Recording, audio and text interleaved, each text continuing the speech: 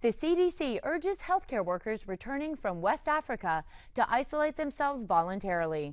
Meanwhile, the State Department says all U.S. officials who travel to Ebola-stricken nations of West Africa will have to abide by quarantine rules. It's different state to state. Depending on where she is and where she lands, she'll abide by whatever the requirements are. Spokesman Jen Psaki is talking about Samantha Power. The U.S. ambassador to the United Nations is currently visiting West Africa. Psaki says Power will not visit Ebola treatment units, nor will she have contact with any infected people.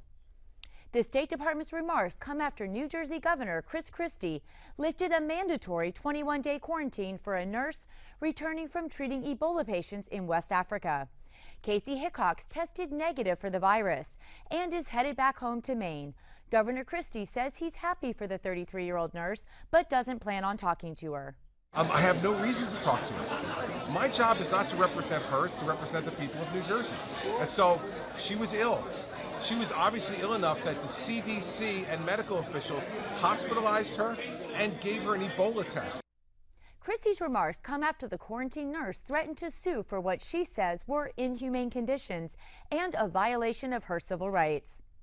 Pundits say voter turnout is going to be one of the biggest factors in determining the outcome of the midterm elections. So it's all about the ground game. But some candidates have more ground to cover than others. A lot more.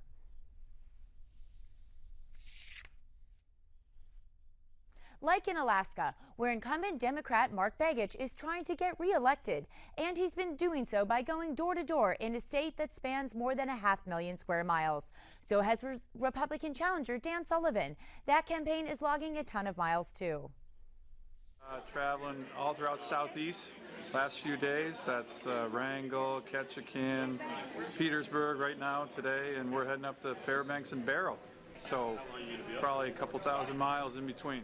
Sullivan seems to be making the most of his miles. Polls show he has a slight lead over Begich for Alaska's Senate seat.